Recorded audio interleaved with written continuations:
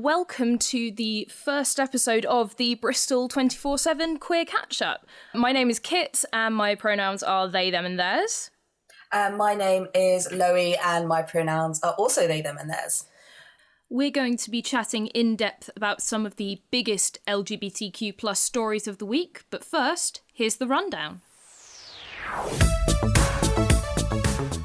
3 pro-trans organisations will be allowed to join the NHS's appeal against a High Court ruling that said under-16s are unable to give informed consent to take puberty-blocking drugs. Trans charity Gendered Intelligence, sexual health charity Brooke, and the hormone health organisation at the Endocrine Society have been granted permission to intervene. The Tavistock and Portman NHS Trust will have their appeal heard before the end of March, and the outcome will determine if the Trust is able to continue prescribing puberty blockers to young trans people. The Care Quality Commission has determined that the only NHS Gender Clinic for trans under 18s is inadequate. The rating comes as a result of years-long waiting times and a lack of resources that leave vulnerable trans youth at risk. Avon and Somerset police are investigating after a gay couple in Taunton were harassed and threatened by 4 teenage boys. The couple say they are now afraid to leave home after the teenagers yelled homophobic abuse and chased them down an alley. Locals have shown support online, and the police are urging anyone with information to contact them. A Bristol illustrator has launched a children's book for queer families. Rosa Tercool, author of My Mummies, says the book is for families that create their own alternative and creative routes into parenthood, and that it underlines the experiences of parents who are not always heterosexual biological families. US President Joe Biden has reversed Donald Trump's ban on trans people serving in the military. A statement from the White House said that President Biden believes that gender identity should not be a bar to military service and that America's strength is found in its diversity. Over 350 LGBTQ+ advocates have signed an open letter to the US Senate in support of Dr. Rachel Levine, a trans woman who was nominated as Assistant Secretary of Health and Human Services last week. The letter urges the Senate to immediately confirm her and condemns the various right-wing news outlets who have launched a transphobic smear campaign against her. And finally, iconic trans musician and producer Sophie has died aged 34 following an accident in Athens. She was known for her collaborations with a wide range of musicians, including Madonna and Lady Gaga, as well as for her 2017 single, It's Okay to Cry. Hello, everyone. Yes, as we sort of said before, I'm Kit, and with me is the absolutely wonderful Lowie, and we're just going to be breaking down some of the big kind of queer stories that have been happening this week. Yeah, hi, it's really nice to be here with you. I mean, it's really good to just be doing this and to kind of break into things. Sort of in a time where a lot of things are going on for queer people. And I think the first thing that we ought to talk about is actually based on an article that you yourself wrote, Lowie, for Bristol 24/7. Ooh, I'm so excited. Which one is it? So I think talking about this really awesome opinion piece that you've written about sort of trans rights and sort of public bathrooms. Yes, yeah, it's certainly topical, isn't it? It is. It's something that has become distressingly relevant since you wrote this piece. It's kind of become distressingly relevant because, I mean, a lot of things have sort of been going on. Firstly, the Tories have decided to extend a call for evidence into this review into gender-neutral bathroom facilities, and basically saying that gender-neutral facilities shouldn't be a thing because of various claims which, I mean, as you pointed out, are completely unsubstantiated, that cis women feel unsafe in public facilities. Yeah, and the fact that they've done this sort of so secretly, it's been very like under the radar. And also, I think I said somewhere in my opinion piece that actually it's exhausting because this isn't a problem. You know, like we've got evidence that says it's not true. And you know, there are so many battles to be won, and I don't think, you know, it's exhausting to have to focus on toilets all the time. Like we just want to pee.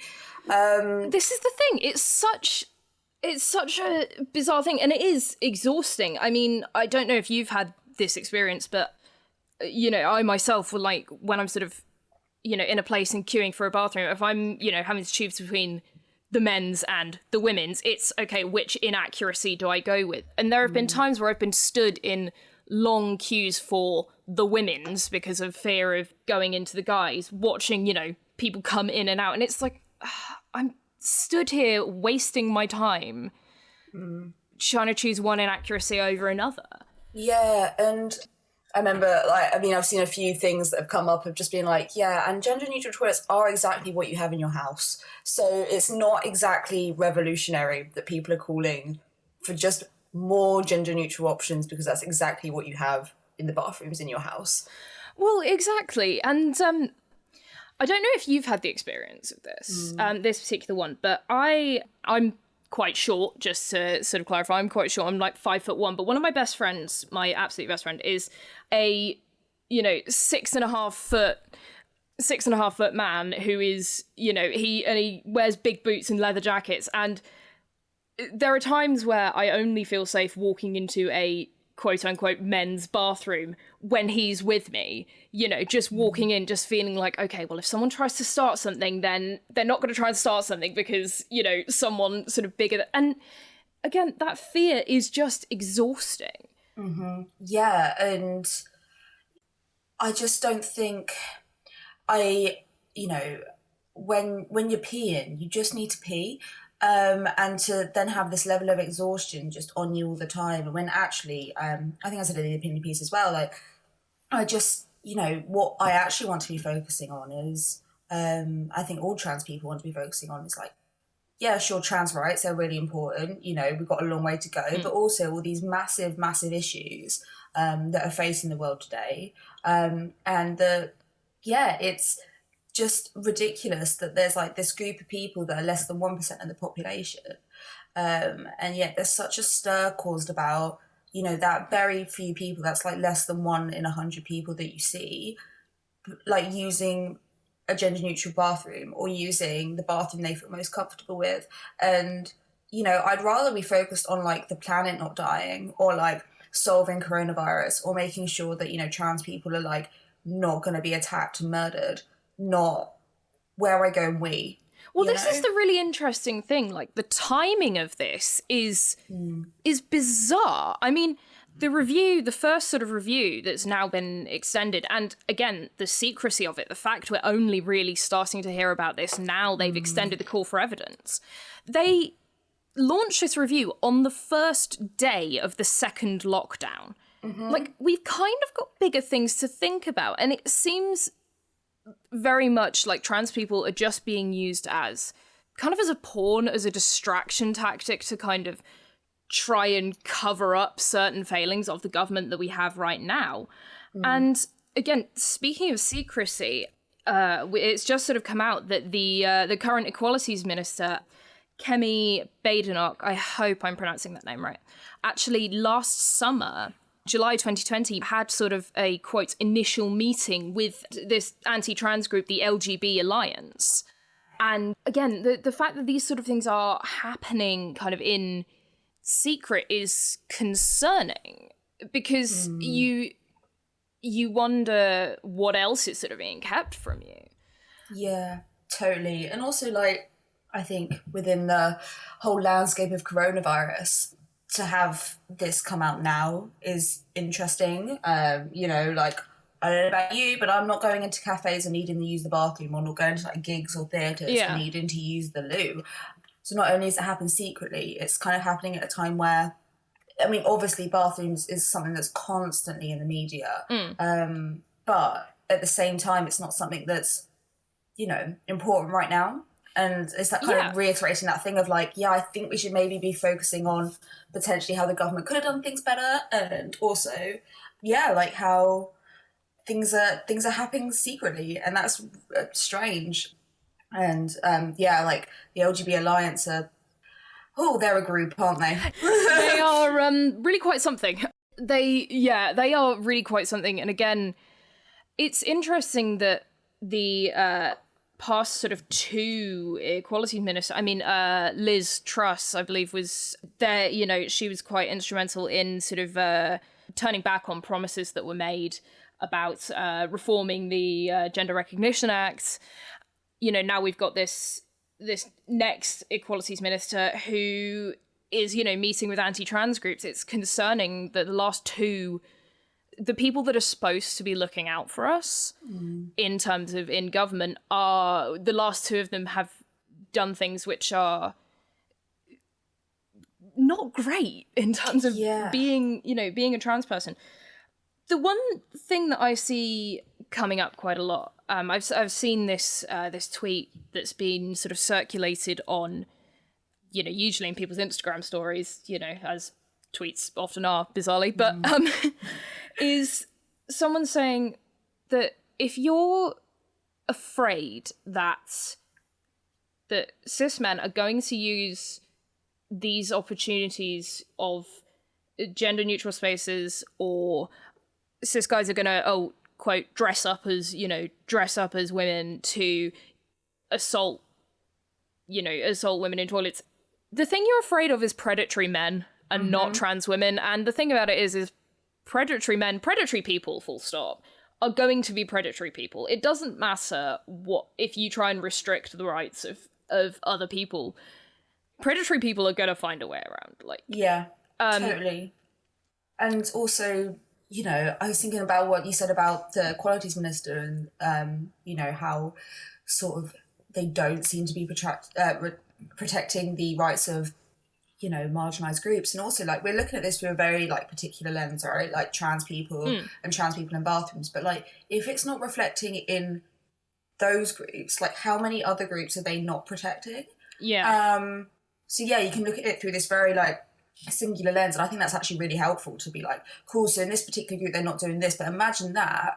You can only really imagine it being multiplied through other groups as well, which, you know, have also been historically sort of attacked and not had their rights put in place. This thing, I think that's a really good point to sort of make. I mean, yeah, the lens that we're looking at is we are, you know, both trans non-binary people, but we are also both white. And, you know, our sort of fears at this, I cannot begin to imagine the fear that someone in our position, but who's also, you know, a person of colour, would have. You know, I think there's the really horrifying stat that the life expectancy for a trans woman of colour in the US is 35. Like, you know, and like I say, if we as white non-binary people of, you know, in a certain position, in that we are both, you know, we are both housed, we both work, you know, we have these certain privileges, if we still feel this sort of fear, then how must it be for people who are, you know, part of sort of other difficult and marginalized experiences? Like, it's terrifying. And like, you know, I think for a lot of people, their queer family, you know, is their found family and is their family. And to think of like my queer and trans siblings who, you know, might fall into more marginalized groups, whether that be, you know, religion, you know, whether or not they're able-bodied, like housing, etc., etc., etc. You know, like, that's heartbreaking.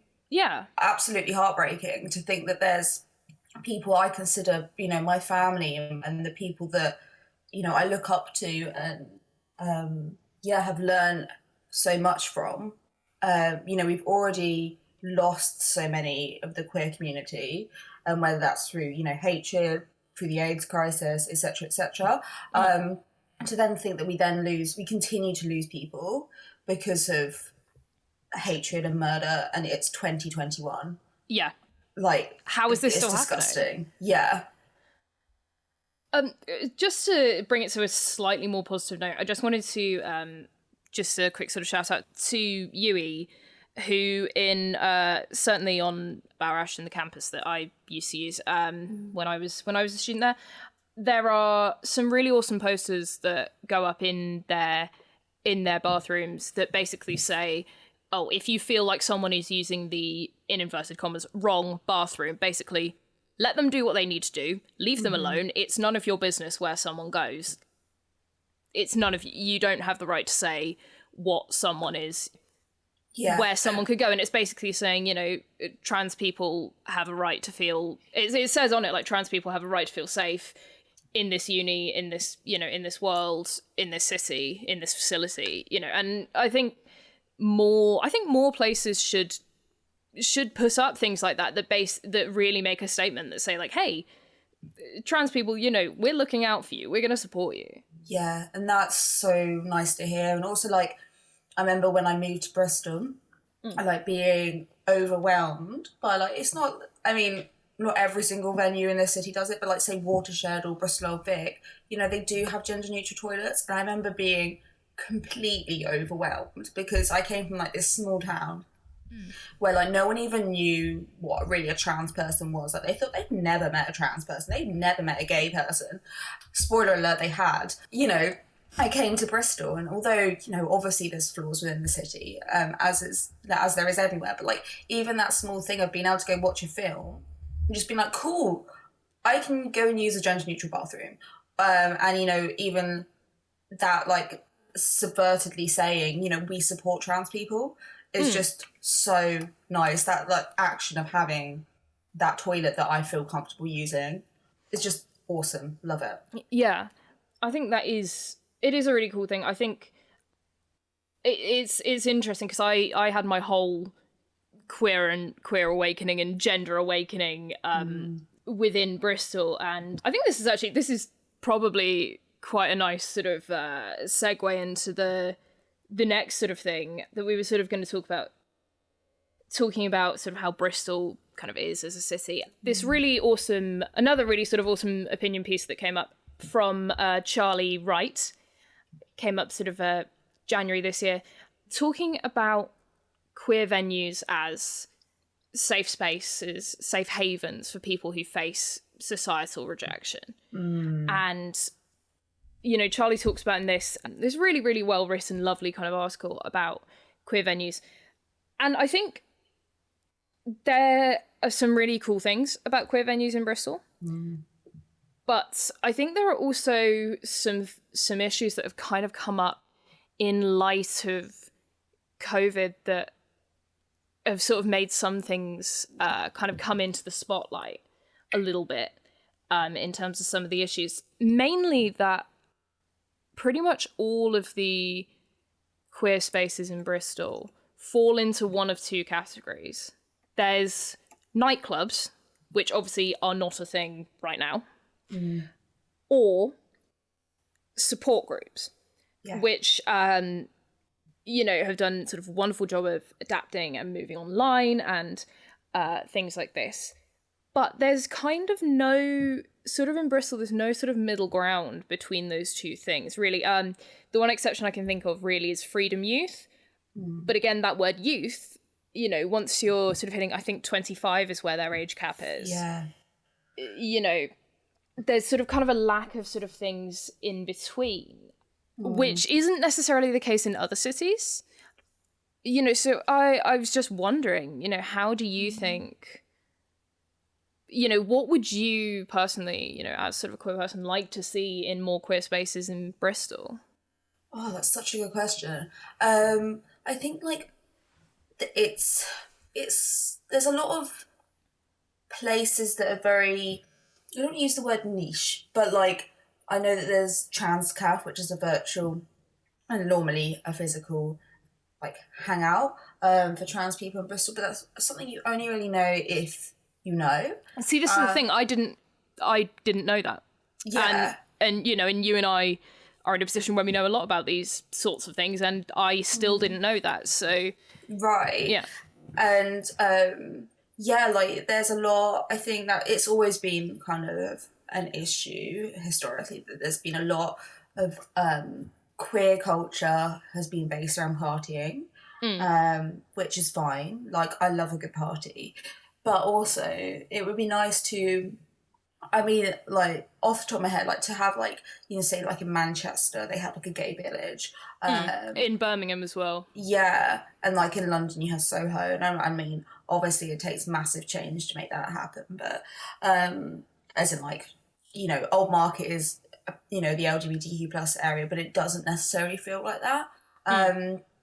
And to be able to go, like, oh, cool, here's, like, all these safe spaces, like, you have all, I don't know, like, all these bars and restaurants that are in the area, you know, are queer friendly, or, you know, like, a place where you could eat rather than being like, cool, I'm going to go here to get a drink, and then I'm going to go to the queer club and get, like, hammered and, you know, etc. To be able to have those spaces where you wouldn't feel necessarily like you have to party. And then, like, more things, I think, like Freedom Youth, but, like, maybe there are these things and I don't know about them, but also I'm the only person who, like, edits LGBTQ plus news in Bristol, and, like, if I don't know about them, I'm not sure how other people are going to. That sounds really big-headed, but, like, if I'm not able to platform them because I don't know they exist, and that more queer people know, then, like, there's a problem there. And also, like, the only other sort of space I can think of that, you know, I remember being cool, this is explicitly, like, LGBTQ plus friendly, was Hydra Bookshop that closed maybe last year. And that was, like, a very, like, radical activist bookshop that was in Old Market, and also had, like, loads of you know, queer writing in it. I remember being like, cool, this is really nice that there's this space that I can access all this queer literature, but also isn't a nightclub. Yeah. I guess more sort of diversity in sort of the nature of queer spaces. I think you're right that is kind of the key, and I think it's sad that we've, you know, lost things like Hydra Bookshop, and also, again, like, I don't know if it reopened, but I do remember noticing the Pineapple, I believe it was called, which was, okay, still, you know, a nighttime drinking space, but it was much more pub-like. Yes. In the way sort of it did things, and that in of itself is, you know, is a very different experience to somewhere like OMG or Queen Shilling. Yeah, the thing about it is but even that, and losing, you know, and sort of losing that, there are sort of issues within the queer community as a result of the fact that, you know, a lot of queer people have experienced significant trauma from sort of experiences. There are issues with, you know, alcohol and drug addiction that people do go through. And there are people who are at certain stages of recovery who need sober spaces. Yeah. You know, who need sober spaces. Also, here's the thing, I'm autistic, and not being funny, I'm the kind of autistic person, I love a nightclub, you know, from time to time. I love a nightclub, I love a gig, I'm into that. But a lot of my queer autistic friends really that environment doesn't work for them. It's something on a sensory level that's just not going to be the one for them. So, you know, we need more of these kind of diverse spaces. And again, even the spaces that are still kind of, you know, drinking spaces in inverted commas, but are less kind of like nightclubby, even that is sort of better. And also, you know, in the wake of COVID, you know, we're not going to see something like OMG or we're not going to see something like OMG like really opening for a long, long time, realistically. But somewhere that's more just like a pub where you can sit and have a drink, those kind of places can reopen. And I think queer people more than most have lost sort of their physical community. Yeah. Sort of throughout this, I think, because the nature of a lot of our spaces are these kind of party spaces. I think we've sort of lost a lot of that, and it's kind of one of the things that Charlie writes sort of in this article is, you know, while we have this pause, I think we should, you know, kind of reflect on how these spaces go.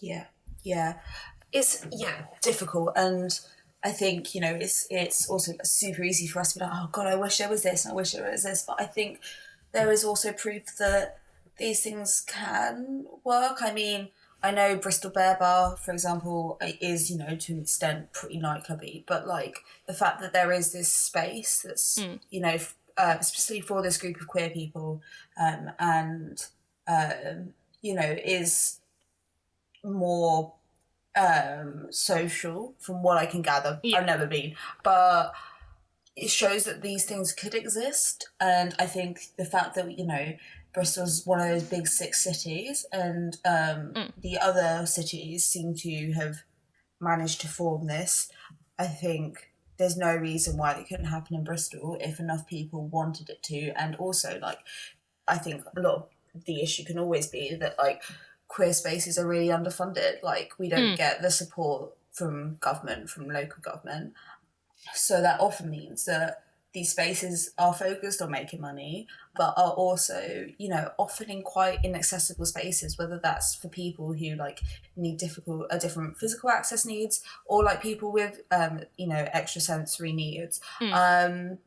So, like, I think that there's so many different things to think about, and like so many things that are inherently, because of how queer communities have been sort of put to the sidelines and underrepresented, underfunded, has meant that a lot of these spaces become, like, make sure we can make money, make sure we can then get funding for this next thing. It means that they are inherently fairly inaccessible. And I don't think that's anything on the people that created these spaces at all, but I think it's just in the nature of queerness, and queerness in current UK 2021. Like, that's where we're at, and kind of sucks. Like, I just wish that I wish I could have come to Bristol and been like, oh, like, I had an idea that, like, because I saw the rainbow flags, I was like, I guess I'll market's the queer bit, but like, there's nothing that makes it like that. I don't go there and I'm like, cool, this is my safe queer space, or like, this is where I can go to like 3 bars that I know will be friendly for me, or like, you know, to be honest, like, the nightclubs are in a different part of Bristol. So it just feels very, like, disjointed, and I just wish that there was more ways to, I guess, convene with others, and also to like make, I mean, this is like, you know, a UK-wide, probably worldwide issue of that, like, queer spaces are underfunded and they aren't given the support they need. But like, it would also be great to not have spaces that would just have to be reliant on funding, and therefore sort of inherently lean towards the support for queer people, which, I mean, we do need. Like, queer people go through a lot of trauma. They often have mental health issues because of the nature of being queer. But or rather the nature of the way the world treats queer people. There is this kind of misconception that it is the fact that we are queer that causes a lot of mental health issues. It's like, no, it's not. No. What gives us, like, this trauma in these mental health issues, and for a lot of people quite often associated drug and alcohol issues, okay, maybe a lot of people's unfair, but for, you know, some people associated drug and alcohol issues, is, you know, the trauma caused by the way the world treats us. It's not, you know, it's not. We're not in, like, 1960s being gay is a mental illness. Like, it's really not. It's really how, like, living in the UK, like, in the past and now, and like existing in the world is, like, traumatic, and that's why a lot of people have wonky brains. But like, like, that does kind of mean that you have, like, your support groups which are reliant on funding for queer people, which is excellent, but not necessarily the only way you want to like, socialise. And also, not every single queer person has a mental health issue or, like, needs support with their mental health. Or you get these party spaces. Like, it's 2 complete ends of the spectrum. And that's the thing, it's the lack of middle ground that's kind of an issue. And also, again, one of the things that, like, Charlie writes about is, you know, cis and hetero people in these kind of party spaces, which is, you know, great. If people are genuine allies and want to be here because they, you know, genuinely sort of want to support, like, that is awesome. But then you kind of get people who sort of see it as a novelty, and it's like, well, actually, you know, this is sort of a thing of safety for us. And but then there sort of comes the other side of that coin, which is then sort of the difficult other side of that coin is where there is a subsection of queer people who can occasionally act in a way that's kind of quite gatekeepy. Like, put it this way, I am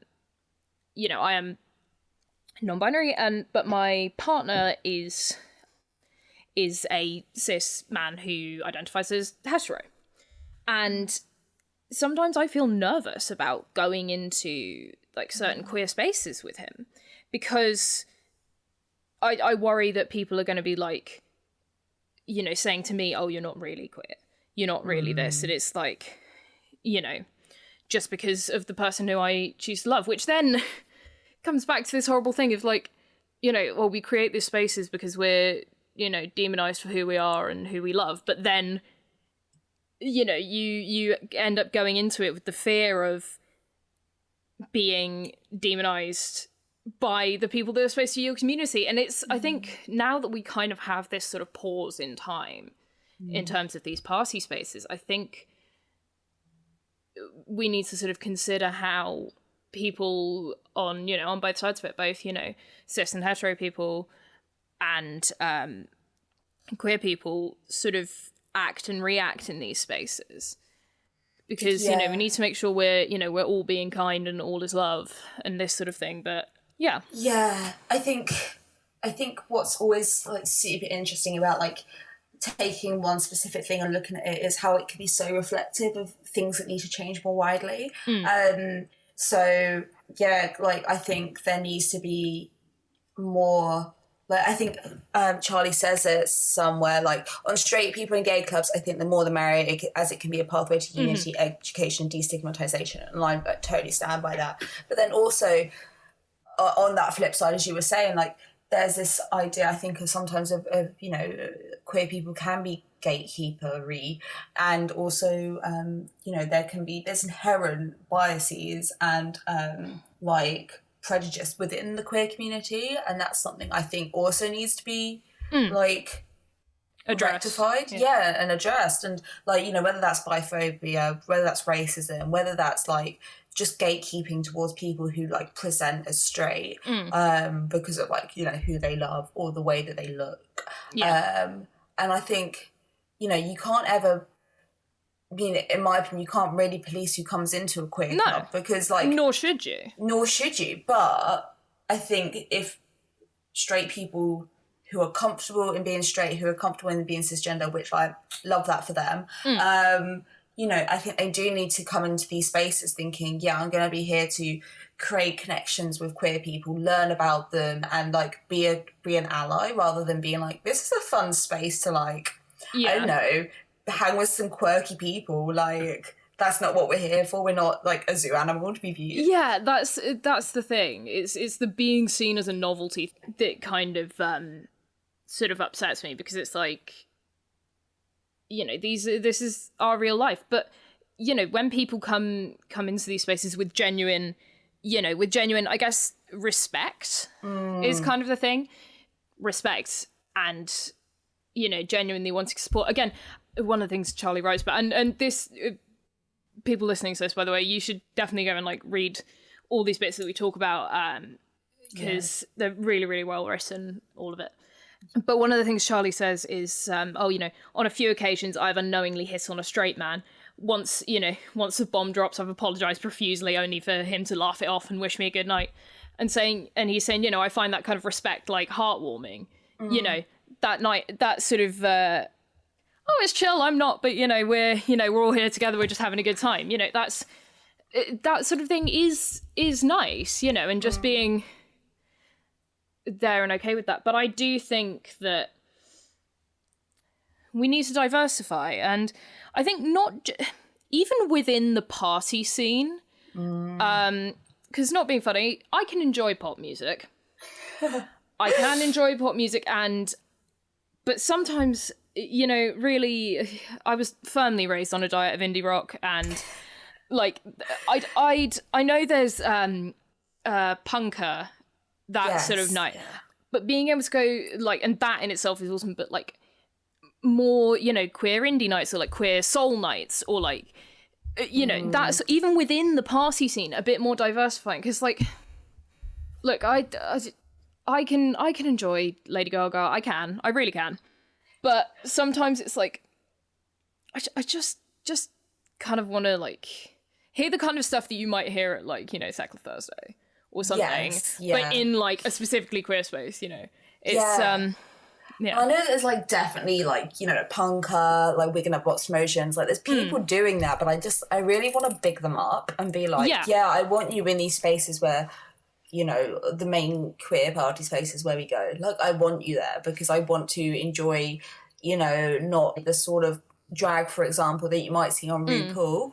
All wonderful, but, like, you know, that's a very one view of, like, drag, for example. And I want to see more, like, trans men in drag. I want to see, like, AFAB people, assigned female at birth, people, you know, in as drag queens. You know, like, I want to see that other stuff that I'm not seeing, and whatever way that is, like, I want to see more of it, and I want these people to be, like, lifted up and be able to go into these more, like, mainstream queer spaces, as well as being in spaces where, like Exchange or the Old Market Assembly, where, like, traditionally it has been a little bit more quirky. I think it would be cool to see places like Queen Shilling or OMG and that sort of thing, like, hosting these kind of, like, promoters and events, like, more that sort of thing.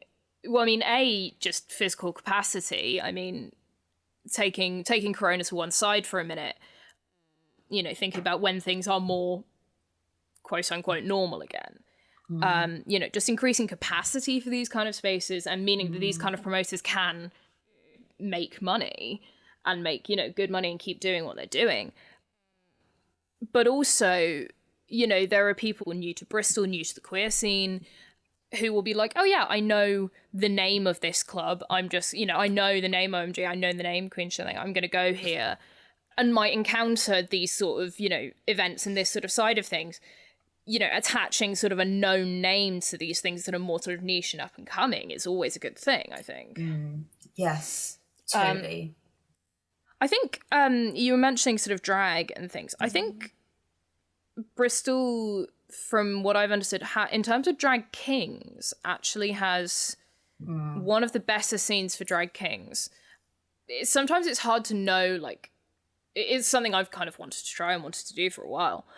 But knowing kind of where to get in on that kind of thing, I think, on that sort of environment, I think more kind of almost like intro sessions, you know, like, it would be cool to see, like, workshops and things to help sort of people kind of get into those, you know, get into being, you know, a drag king, a drag queen, drag, you know, just drag in general. It would be cool to sort of see more people doing roots in, because it's a really cool scene, and the more, you know, again, diversity in all things, really. Yeah, and I think that is definitely happening. I think, like, you know, Bristol Boys are awesome. I know there's been some stuff at, like, Freedom that I've gone to about, like, helping, like, learn drag. But, like, and also, like, having, you know, as well as having those avenues in, whether that might be something like Bristol Boys' Scritch Cabaret, or, like, open mic nights, you know, also having, like, having spaces. And I think that's why we need more queer spaces, like spaces that aren't just OMG. I think I'm saying, like, two kind of things. We want, like, these things on a massive stage in Bristol, right? Like, I want to see diverse nights in Bristol, in these big Bristol spaces. Also, I want to see more queer spaces so we can have more opportunity to diversify. And, you know, have, like, people that are learning be able to go on, like, a stage that maybe doesn't have a massive capacity because that venue doesn't hold it. But, like, having those more queer spaces will mean that more talent can practice. It can, like, people can, like, learn. And rather than being like, oh my God, like, the only opportunity I have to do this is, you know, a massive drag night at Old Market Assembly. So much to think about there. I think so. And I think sort of the kind of the pause with coronavirus is a really good opportunity to sit and think about, okay, you know, how how are we going to sort of approach things and do things? And I mean, there is still a lot going on. And this is probably a good opportunity to, I guess, kind of wrap this up. But yeah, let's take a little look at what's going to be going on in Bristol's queer scene for LGBT History Month. Also, happy LGBTQ History Month. Happy History Month. Yeah, it's a cool thing, and I hope people do use this opportunity to talk about queer history and things. Yeah, and I think something that Bristol and like generally the queer scene has done so well is moving online. The amount of community I can feel from my bedroom is actually incredible. Like, I desperately miss physical queer spaces so much, but also the fact that I can like have something booked in almost every night this month, and it's hosted by someone in Bristol, is awesome. Well, this is the thing. I think for a lot of us, particularly sort of like younger queer people, sort of people, early 20s, our kind of age, a lot of our sort of very early understandings of our own queerness came from online and sort of various communities online. So shifting, having to shift these things online due to COVID is it's almost kind of what we're used to. It's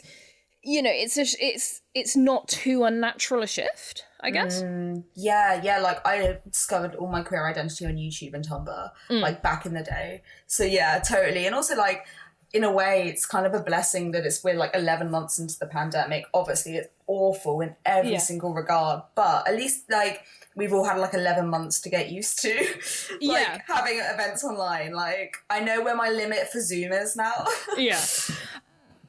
And I think one thing I do hope, I mean, not just for queer events and queer support and queer spaces, but also just generally in terms of things, I hope that when, the world reopens and things go back to, again, very much quote unquote normal, I really hope that the accessibility that this increased online thing has offered, I really hope that these are things that do continue. In as much as even when physical spaces are reopened and a thing, I hope that, the option of joining in for things via Zoom as well would be a really cool thing. Again, for people who are disabled in various ways, to help people be able to join in with these things and join in with this community in whatever way is accessible for them and makes them feel comfortable. I hope that that's something that does continue. Yeah, totally. And also like, for those who geographically quite isolated, like imagine me as like an 18-year-old living in my little tiny hometown being like, oh my god, I could stick my headphones on. Obviously it's different for every person that's like living at home with family, but I know I could have stuck my headphones on and be like, I'm busy for the evening, and gone to these events. It's just so cool. I went to go see Overflow in the Bush Theatre, but like in Bristol in my bedroom. And I wouldn't have been able to do that otherwise, and I got to support some amazing queer art. Yeah, I think particularly the theatre sort of thing, I hope that in particular does continue. I mean, even sort of before all of this, I was always a big fan of the National Theatre, like, live cinema streams they did, because that made some really awesome productions that I got to see accessible to me for like a 10-15 quid cinema ticket, as opposed to however much it would be to go up to London, to go to the National. And I think it could be a really good thing for small queer creators, small creators full stop, but sort of thinking about the queer community, because if you can only afford to book a venue with 50 seats or whatever, but then, you can sell that amount of tickets, but then also being able to sell 200 Zoom tickets, online tickets, at maybe a reduced cost, but that's still, more sort of income coming in, and A, more people who are able to experience awesome art, and B, more sort of income, more kind of money for these sort of small-time creators. So I really hope that we learn lessons from these things. The way humanity is, I'm not entirely sure how optimistic I am. about us learning lessons, but I hope at least certainly within the queer community that we do. Yeah. Just out of interest, what you plan to go to? I mean, to be honest, I don't have any sort of specific plans, like, right sort of now. But actually, I've been wanting to check out for a while, and I saw on your Instagram story on Friday or Saturday, Queer House Party. Oh, it's brilliant. I see. I follow them on Instagram, and I follow that, and I'm always like, oh my god, you know, it looks really, really good. It looks like such a good time, like such a laugh, and that'd be a thing. I think a lot of online gigs are this sort of thing because I have been missing gigs so much. It's coming up to beginning of March. It'll be a year since I last went to a physical gig. Now, anyone who knows me will tell you, gigs are my happy space. They are the place where I feel completely alive, completely happy and okay. And not having that has been really difficult. But like seeing sort of live music online and stuff kind of scratches that itch, but not entirely. Yeah. I mean, what sort of things do you have lined up? Oh, it's a great question. I was hoping you might ask. Yeah, so Queer House Party is awesome. That's like a London-based, like group of friends who put on a monthly, like, it's like a Zoom party, essentially. It's like being in a club, but you're in a bedroom. And it sounds weird, and it sounds like it'd be really stagnant, but actually it's really fun. What am I looking forward to going to in Bristol? I'm going to the Queer Heartbreakers Ball, which is hosted by For Book's Sake. Yes, I was actually going to mention this as well. That's happening on the 13th, I believe. Yeah, that should be super fun. It's going to have Reese Lyons there, as well as loads of other people, but Reese played Rosie in Chavis's Overflow, so that would be really cool. To be honest, just like all of it. I just want to go to all of it. Yeah, and there's loads of interesting ones about literature, so I might go to those, because I am just a nerd at heart. I'm going to say, I've got here, on February 16th, we've got a thing, historical novelist Nicola Griffith is going to be in conversation with Cheryl Morgan. This event hosted by Nhs on the 16th, discussing sexuality and gender in the medieval world, as well as Nicola's latest novel, which features a bisexual protagonist. Awesome. So that'll be a really cool thing. On the 13th, there's Caleb Parkin is going to be launching his poetry pamphlet, Wasted Rainbow, at sort of a virtual event, and there's going to be sort of guest readers and some open mic stuff from some queer poets, which will be awesome. Yeah, and also Caleb's the city poet currently, so not only is it awesome to have like a queer poet as city poet for Bristol, but like also like a virtual event for History Month. Yeah. Launching a pamphlet with open mic slots. I'm here for it. It's it all kind of lines up really, really nicely. As well, happening sort of every weekday this month, BCFM are going to be broadcasting sort of minute-long kind of vignettes about the lives of LGBTQ plus people. Going to be broadcasting on air and online every weekday this month. Yes. Yeah. And also, speaking of, again, Cheryl Morgan, Nhs again are hosting a panel discussion about gender in sport on February 24th. Cheryl Morgan's going to be chairing that, and it's going to be particularly focusing on the rights of like intersex and trans athletes, which I think is something that does come up a lot at the moment. I've seen a lot of stories coming up about it. So I think that will be a really, really interesting one. And so there's a lot of really, really cool stuff going on, and I really hope that people take, maybe the extra sort of free time that they might have due to lockdown and these sorts of things. I hope that people do use maybe some of that time to kind of learn about, to kind of do some, cool queer history stuff. Like, yeah, there's a lot of really cool stuff. It all looks like really fun, and there's so much. There's like literature. There's I think there's a film screening. There's yoga. There's like theatre. Like there is so much, and I think it's just such a good time to like not only learn, because I'm a big old nerd, and I think a lot of people are. Hell yeah. Secretly, I'm just a nerd, but also like support these queer people, and like listen to their own voice queer people. Just so cool. And like I think Yeah, it's an article, Bristol24 that I put together, and I could not count how many events are on there. I was gonna maybe say, yeah. 20? There's a lot. 25? There's pretty much something for every single day, and like multiple on some days. So like definitely check that out because you will definitely find something. Yeah, absolutely. I think whatever people are into, there is going to be something, and yeah, I really hope people sort of take advantage and get into that. So I guess this is probably a good time to sort of wrap up. Once again, my name is Kit. And my name is Lowie. And you've been listening to the Bristol 24/7 Queer Catch-Up. We hope you enjoyed, and we hope to see you soon. See you soon.